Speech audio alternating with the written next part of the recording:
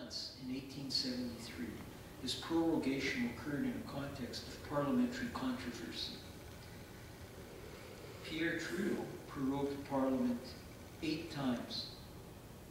In all but one case, it was for less than a day. So you'd have prorogation in the morning, you'd have a new speech from the throne in the afternoon to introduce general new business. Trudeau's one exception, prorogation lasted 6 days. The Mulroney government prorogued Parliament twice in 9 years, for a total of 64 days. Jean Chrétien prorogued Parliament 4 times. The first 3 prorogations only took 37 days. This government's last 2 prorogations, and it had a prorogation before that, but just the last 2, total 114 days. Now, given the context in which these prorogations occurred, they represent, in my opinion, blatant abuse by the Prime Minister of his power to advise the Crown on the exercise of the Crown's reserve power. This is the power to dissolve, summon, and prorogue Parliament. So how long is an unjustified period of prorogation? There isn't a precise answer. It's like asking, how many trees make up a forest? Only the Governor-General can check the behavior of the Prime Minister on this issue. Technically, the government, the Prime Minister, may ask the Governor-General to prorogue Parliament for up to a year, because the Constitution says Parliament has to meet at least once a year. And after meeting a few hours, if it gets its speech from the throne passed, the Prime Minister can ask for another prolonged prorogation. Now, some have skewered Bob Rae's NDP administration in Ontario because it prorogued 3 times in its 5 years. But all 3 occurred in December. And when he prorogued Parliament, the provincial Parliament, December prorogations were de rigueur. They were standard. In fact, they occurred under various Ontario governments, Liberal, Conservative, and NDP, between the 1970s and late 1990s. That was standard practice. They weren't contentious. They didn't make the news. The provincial legislature hurried up and tried to finish as much as the legislative agenda as it could. And then the House was prorogued. Now, Jean Chrétien was lambasted for his last prorogation after the fact.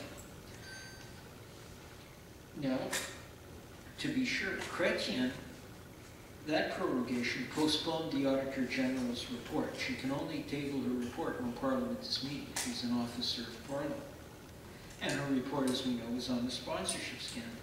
But no one knew before her report was tabled how damning it would actually be, slamming the government for breaking just about every rule in the book. Now, when Jean Chrétien prorogued that time, it occurred during the transition to a new Prime Minister, who happened to be a backbencher at the time, Paul Martin. And it was reasonable that the incoming Prime Minister, Paul Martin, would want a fresh parliamentary session with his own speech from the throne to introduce his own legislative initiatives, and not to preside simply over the leftovers of the last Prime Minister. If you get a new Prime Minister, you'd expect they have their own agenda. So prorogation made sense. On the heels of public rancor, and many of you demonstrated it, there were declining poll numbers. There were street demonstrations, according to the media, between 10 and 15,000 Canadians braved cold weather on January 23rd. The Prime Minister determined, after he prorogued Parliament, that the planned spring breaks that MPs have, usually during March break, they could be cancelled because much work required attention. Now, this rationale is quite amusing, because at least one minister said the government can accomplish more without Parliament. So why parliamentary work that was scheduled for January and February required a postponement to March and April is puzzling. And it would only be puzzling to those gullible enough to give credence to the government's shifting and contradictory justifications for prorogation. Now, I'm skeptical that the Liberal and NDP proposals to limit the Prime Minister's power to advise the prorogation of Parliament can be effective. I'm afraid they might be toothless unless they become somehow a campaign issue. and that people are alerted to the dangers of prime ministerial power. The Governor-General's discretion to deny a Prime Minister's request for Parliament's dissolution became such a big issue in 1926, and if you'd like, I can talk about it later. Nothing in any law, in any motion, in any parliamentary standing order regarding prorogation can limit the Crown's power to prorogue Parliament,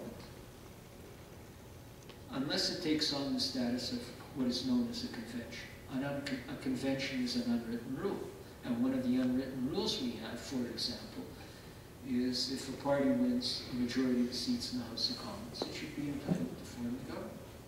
Another convention we have is if a party loses, the government loses the confidence of the House of Commons, we either have to have a new election or we need a new government. You can transfer government, as happened here in Ontario in 1985, without having a new election. And it happened in Canada in 1873, in the aftermath of the Pacific Scandal. And that's what the NDP and Liberals were proposing in their coalition proposal. But in December of 2008, the Prime Minister brilliantly convinced much of the public and the media that elections are about choosing prime ministers rather than choosing parliamentarians. Many Canadians misunderstand how Parliament functions, and this misunderstanding is perpetuated unless attention is drawn to the basic rules of constitutional democracy. None of us in this room got to vote for Stephen Harper. He wasn't on the ballot. Only 38,000 people voted for Stephen Harper. They all lived in his constituency in Calgary. We get to vote for our MP. And I can talk about the different functions and faces of an MP and why he is connected to the Prime Minister and the party leader. Harper proved persuasive to the constitutionally unacquainted in arguing in his TV statement that a party's parliamentary plurality, whoever wins the most votes, most seats, not even the majority of seats, that right trumps Parliament's majority. In other words, a plurality of seats trumps the majority of seats. Now, one can't fault Harper for making the argument he did, because however constitutionally shaky his plea, indeed it's constitutional rubbish, his political neck was on the line, and he escaped execution. Indeed, it emboldened him.